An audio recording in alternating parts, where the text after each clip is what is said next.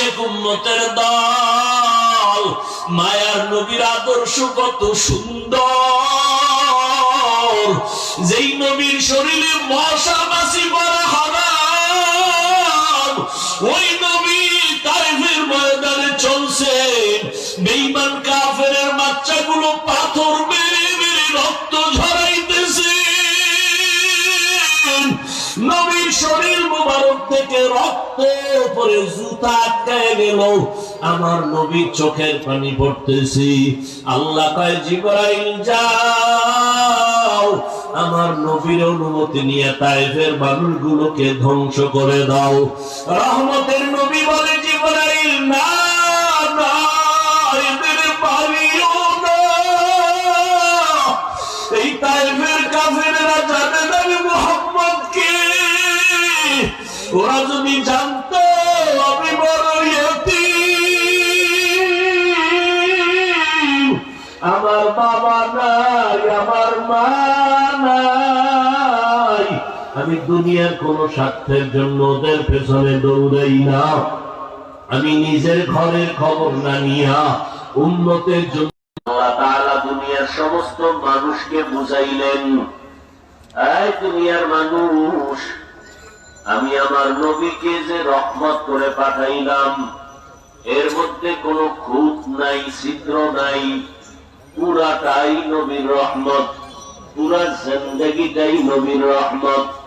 আমি নবীকে রহমত করে পাঠাইলাম, পুরা নবী আমার রহমত ছাড়া ভেতরে কিছুই নাই।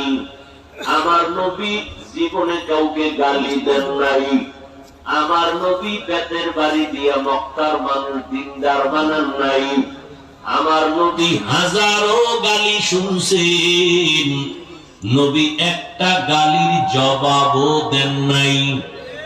আরো আশ্চর্য কথা, রহমতের নবী আমার কারো দিকে এক বিন্দু চোখ,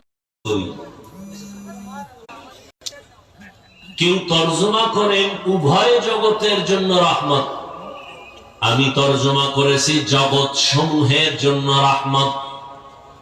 উভয় জগৎ মানে দুনিয়ার জগৎ, পরকাল জগৎ না, এই দুই জগৎ না, আরো জগৎ আছে। রুহের একটা জগৎ আলাদা, মায়ের গর্ভের জগৎ আলাদা, দুনিয়ার জগৎ একটা আলাদা। আলমে আমি আপনাকে বানাইলাম রাহমাতুল লিল আলামিন, আর আমি আল্লাহ হলাম রব্বুল আলামিন। জগৎ সমূহের জন্য আমি আল্লাহ হলাম রব, আর আপনি নবীকে বানাইলাম রহমত। আমি শুধু দুনিয়ার জগৎ নিয়ে কিছু কথা বলবো, রুহের জগতের জন্য কেমন নবী রহমত ভিন্ন আলোচনা, মায়ের গর্ভের জগতের জন্য নবী রহমত ভিন্ন আলোচনা, কবর জগতের জন্য নবী রহমত ভিন্ন আলোচনা, হাসরের জগতের জন্য নবী রহমত ভিন্ন আলোচনা, জান্নাত ও জাহান্নামের জগতে নবী রহমত ভিন্ন আলোচনা। আমি শুধু দুনিয়ার জগতের উপরে কিছু কথা বলি। নবী আমার দুনিয়ার জন্য কেমন রহমত, নবী মানুষের জন্য রহমত, মুমিনদের জন্য নবী যেমন রহমত, বেঈমানদের জন্য নবী রহমত। আমার নবী পুরুষের জন্য যেমন রহমত, তেমন নারীদের জন্য নবী রহমত। আমার নবী মানুষের জন্য যেমন রহমত, আমার নবী জঙ্গলের প্রাণীদের জন্য আলাদা রহমত। আমার নবী সমুদ্রের মাছ প্রাণীদের জন্য ভিন্ন রহমত। আমার নবী গাছের জন্য মাছের জন্য রহমত। আমার নবী উড়ন্ত পাখির জন্য রহমত। আমার নবী জমিনের জন্য রহমত। আল্লাহ পাক বলেন, ও নবী, আপনার হায়াত কম, অন্য নবীর হায়াত বড়, আপনার উম্মতেরও হায়াত কম, অন্য নবীর উম্মতের হায়াত অনেক বড়। আপনার মনটা বুঝি দুর্বল, এত নেক আপনার উম্মত অল্প টাইমে কেমনে আদায় করবে? জানেন না গো নবী, আমি আপনার যে কত ভালোবাসি। ঈসা নবী আমার বন্ধু, মুসা নবী আমার বন্ধু, ইব্রাহিম নবী আমার বন্ধু, ইসমাঈল নবী আমার বন্ধু, ইউসুফ নবী আমার বন্ধু, সব নবী পয়গম্বর আল্লাহর বন্ধু, রহমতের নবী শেষ নবী আল্লাহর বন্ধু। তবে ব্যবধানটা কি জানো? সব নবী রাসূল আমার আল্লাহ পাকের আশিক, আর আমার আল্লাহ নিজে হলেন মুহাম্মদের আশিক। ইমামুল আউয়ালিন আল আখিরিন বহরে সদকা রাহমাতাল লিল আলামিন সাইয়্যিদুল কাউনাইন খাতমুল মুরসালিন আখিরামদ বুদে ফখরুল আউয়ালিন। আল্লাহ যদি চায় হয়, বান্দা চাইলে সামান্য একটু বৃষ্টির ফোঁটায় কাঁপতে কাঁপতে দৌড়াইয়া বাইরের দিয়েও দৌড়, ভিতরের দিয়েও দৌড়। এখন খোঁজ নেওয়া দরকার জোতা কি নিজেরটা নিছে না আর একজনেরটা নিছে। কপাল ওই যে বললাম কি, কপাল বড় কঠিন, বড় কঠিন। আল্লাহ সব ভাইকে হেদায়াত দান করুন। ও গো নবীর তরবে পুলসিরাত মিজানে, নবী বিনে কে তরবে পুলসিরাত মিজানে। নবী আমার জীবন ভরে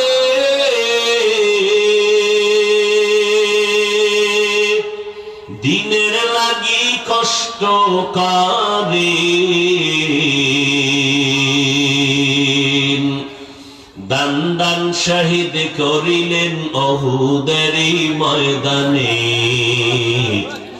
নবী বিনে কে তারাবে পুলসিরাত মিজানে, নবী বিনে কে তারাবে পুলসিরাত মিজানে। আর একজনের দিয়ে তাকাও কেন, নিজের দিয়ে তাকা। সবাই কান্দে, তোর চোখে পানি নেই কেন? এই কপাল পোড়া। আর একজনের কান্দা দেখে কেন, নিজে কাঁদো না কেন? হিসাব কর। আর একজনে আল্লাহ রসুলের মহব্বতে চোখের পানি ফেলে, তোমার মধ্যে রসুলের মহব্বতে চোখে পানি নেই কেন? তুমি নিজের খুব বড় মনে করো না? অন্যের দিকে না তাকাইয়া নিজের দিকে তাকাও রে যুবক। তোমার কবরে তুমি যাইবা, আমার কবরে আমি যাব। ও আল্লাহর বান্দারা, এমন এক সময় আমার নবী মক্কা নগরীতে আসছে, যেই সময় মক্কার মানুষগুলো ছিল চূড়ান্ত চরিত্রহীন, খারাপ। মক্কার মানুষের মতো চরিত্রহীন জমিনে আর কোথাও ছিল না। ও যুবক, মদিনার নবী বলেন, বুড়ারা আমি মুহাম্মদের বিরোধিতা করেছে, যুবকেরা আমার উপকার করেছে। ও যুবক বাবা, তোমার মতো কত যুবক স্কুলে পড়ে, কলেজে পড়ে, এক বেলার নামাজ বাদ দেয় না। যাও ঢাকা ভার্সিটি খোঁজো, বিশ্ববিদ্যালয় জাহাঙ্গীরনগরে খুঁজো, অনেক ছাত্র মাথায় পাগড়ি, লম্বা দাড়ি, 5 বেলার নামাজ পড়ে, লম্বা জামা, পেছন দিক থেকে তাকাইলে মনে হয় জানো বাইতুল মুকাররমের খতিব, জীবনে মাদ্রাসায় পড়ে নাই। ওই আল্লাহর বান্দা, এমন আল্লাহর আশিক, তুমি কলেজে পড়া এই সূরাত পাইলা কই? বলে আমি কোরআন ওয়ালাদের সোহবতে সময় লাগা। যতই চালাকি করো রে যুবক, যতই মাস্তানি করো আর বাহাদুরি করো, বেঈমান নমরুদের মতো মাস্তান হতে পারবি না, ফেরাউনের মতো বাহাদুর হতে পারবি না। মাস্তানির কোনো ভ্যালু নাই। ওই যে শুরুতেই বলছি, বিদ্রোহ করিস না, মাথাটা নত কর। টুপি মাথায় দেওয়া দরকার, পারি না, হুজুর দোয়া করবেন, ও আল্লাহ তুমি মাফ করে দাও। মাস্তানি কইরা বলিস না, টুপি না পরলে অসুবিধা কি? নবী যদি বলিয়া ফালায় বেঈমান তোর মতো উম্মত আমি মুহাম্মদের না হইলে অসুবিধা কি? সেদিন টের পাবি কত ধানে কত চাল, মাস্তানির মজা হারে হারে টের পাবি সেদিন।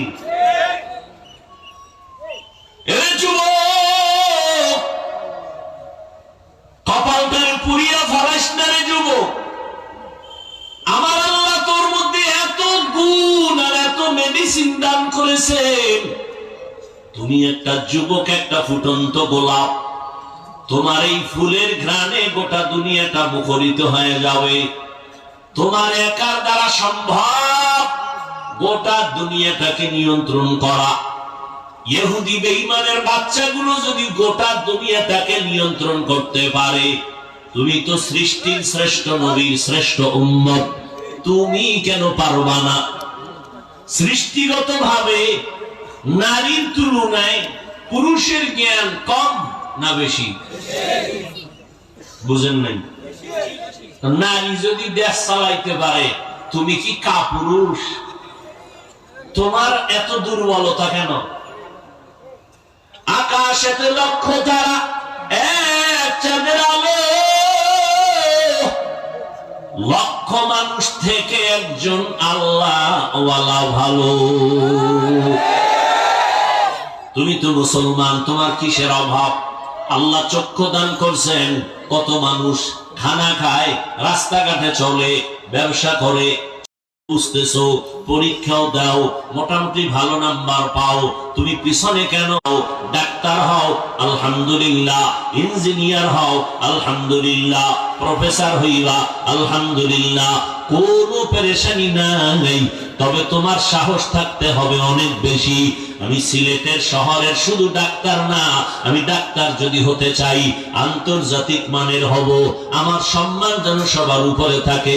আমি এমন সুনাম নিয়া অন্ধকার কবরে যাব, আমি মরিয়া গেল যেন জাতি আমার জন্য সম্মানের ইতিহাস রচনা করে। এই যদি চাও তুমি, তোমার দ্বারা সম্ভব গোটা দুনিয়াটাকে নিয়ন্ত্রণ করা, সেই জন্য তোমার দুইটা গুণ লাগবে। এই দুই গুণের একটা গুণ যদি না থাকে, যেখানে যাবা ডাক্তার হবা ঠিক, তাসলিমার মতো জুতার বাড়ি খাবা। প্রফেসর হইল কপাল খারাপ। আহমদ শরীফ প্রফেসর ঢাকা কলেজের, জুতার বাড়ি খাইল।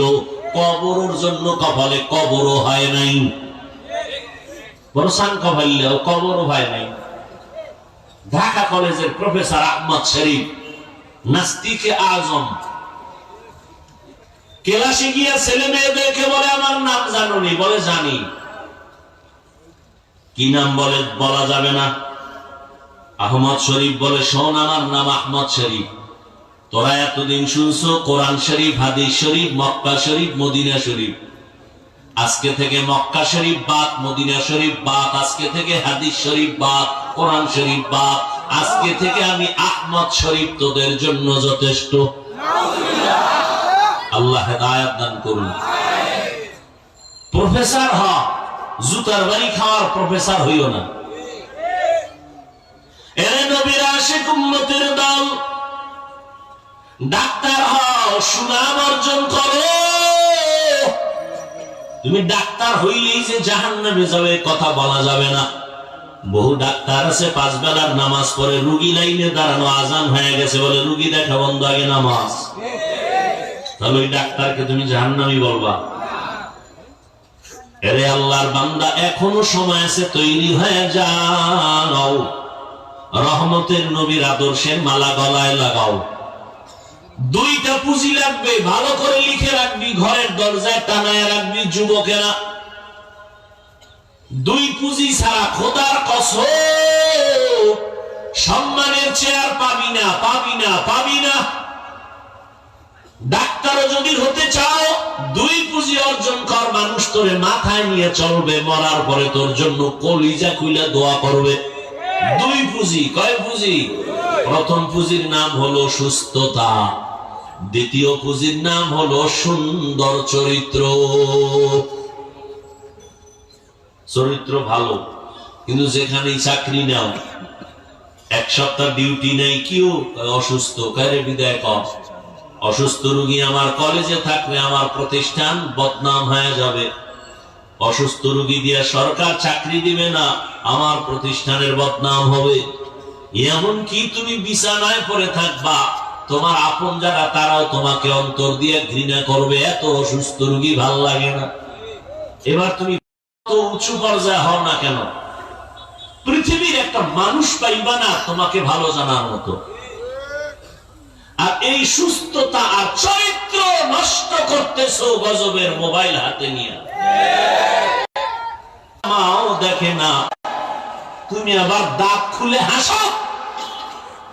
চরিত্রহীন তুমি। তোমার এই 30 বছরে কি করেছো? আল্লাহ না করুক আজকে যদি মরে যাও, তুমি এমন কি ভালো কাম করছো তোমার মা বাপ তোমার জন্য এটা স্মরণ করে দোয়া করবে? আছে জীবনের কোন এই 30 বছরে ভালো কাজ? দুনিয়ার খারাপ আকাম করেছো, মনে মনে মাছ কাঁদবে ঠিক, কিন্তু খুশি হবে। একটা বেয়াদব চরিত্রহীনর কারণে অনেক জায়গায় লজ্জা পাই, মরে গেছে, জ্বালা গেছে। তাহলে বুঝো তুমি 30 বছরে কামাই করছো সবার বড়দোয়া। এবার তুমি বালিশে মাথা লাগাই চিন্তা করো, তুমি মানুষ না অন্য কিছু? তুমি মরে গেলে মনে নিজের অন্তরকে প্রশ্ন করিও, তুমি মরলে তোমার ভিতরে ভিতরে মা খুশি, তোমার চরিত্র খারাপ এই কারণে। তুমি মায়ের সাথে বেয়াদবি করেছো এই মোবাইল দিয়ে, মাকে কাঁদাইছো কত রাত, বাবার সাথে বেয়াদবি করেছো, তোমার চরিত্র এত দুর্বল। শিক্ষকের সাথে বেয়াদবি করেছো, আলেমের সাথে বেয়াদবি করেছো। তুমি মরে গেলে সবাই খুশি মনে মনে, তাহলে তোমার 30 বছরের কামাই কি? সবার বড়দোয়া। এটা জীবন হলো তোমার। অথচ তুমি কবি নজরুলের ইতিহাস পড়ো, রবীন্দ্রনাথের ইতিহাস পড়ো, তোমার মতো আকাম করলে ওদের ইতিহাস কেউ পড়ত না।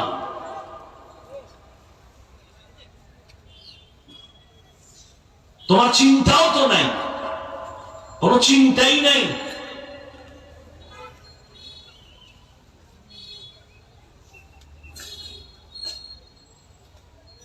জেনারেল লাইনের একজন প্রফেসর লেকচার দেয় মাত্র আধা ঘন্টা, মানুষ তাকে সিরিয়াল দিয়া পায় না, আমার কলেজে আসেন, আমার কলেজে আসেন, বিদেশ নিয়ে যায়। কত সম্মান! ও যুবক, তুমি ওই লাইনে আছো, আলহামদুলিল্লাহ, তোমার কোনো ভয় নাই যে হুজুর না হইলে বুঝি জাহান্নামে যাব। না রে বাবা, তুমি ওই লাইনে থাইকে 5 বেলার নামাজ পড়ো, মা বাবার দোয়া নিয়ে চলো, আলেমদের কলিজার সাথে সম্পর্ক রাখো, নামাজ পড়ো। তুমি ডাক্তার হলেও ইনশাআল্লাহ জান্নাত পেয়ে যাইবা। নবীর আদর্শ লাগাও। ও মিয়া, আমরা নবীর আদর্শ মানার কারণে কি সম্মান কমে গেছে? মহামারী করোনায় কি তাকায় দেখো নাই? বাবায় করোনায় মরে গেল, সন্তান লোকের টাকা দিয়া বাবার লাশটারে ঘর থেকে নামায় রাস্তায় ফালায় দিছে। বাবার কবর কই, জানাজা কই, ছেলেরা খবর নিল না, দরজা লক করে ঘুমায় গেল। এই দেশের শত শত করোনার লাশ আমার উলামায়ে কেরাম টুপিওয়ালারা কাঁধে লইয়া গোসল করাইয়া, জানাজা পড়াইয়া, কাফন পড়াইয়া কবরে দাফন করেছেন। একজন হুজুরেও করোনায় মরে নাই। করোনায় স্কুল বন্ধ, কলেজ বন্ধ, ব্যবসা বন্ধ, চাকরি বন্ধ, বাস বন্ধ, ট্রেন বন্ধ, রাস্তাঘাট সব বন্ধ। আল্লাহর হাজার শুকর, একটা কোরআনের মাদ্রাসাও বন্ধ হয় নাই। এর নবীর আশিক উম্মতের দল, মায়ার নবী মক্কা নগরীতে এমন সময় আছে যেই সময় মক্কার মানুষ বড় খারাপ, এতটাই চরিত্রহীন। কন্যা সন্তান পেলে বাবা নিজে কন্যাকে জবাই করে পাথর চাপা দিয়ে মেরে ফেলে। এতটাই খারাপ ওই মক্কার কাফির বেঈমান, এতটাই চরিত্রহীন। জমিনে আল্লাহ একটা ঘর বানাইছেন, বাইতুল্লাহ। ইন্না আউওয়ালা বাইতিন উযিয়া লিন-নাসি মুবারাকাও ওয়া হুদা মুবারাকাও ওয়া হুদান লিল আলামিন।